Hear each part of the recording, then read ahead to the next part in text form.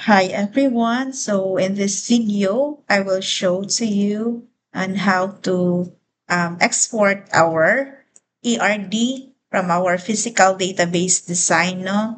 So mas maayo diri sa DBeaver kay dili kaayo lisod pag In this video, you're arrange gonna learn the ang basics of koan. SQL queries. Dili kayo gubot ang ato ang ERD.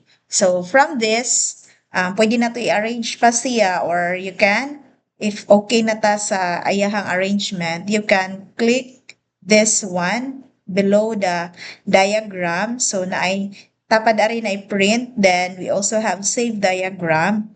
So just click this, then save dayon siya. Then, ma-open na siya. So this is our ERD. So you will use this in our final project nga output. So you will include the physical database design for your project. Okay, thank you for watching.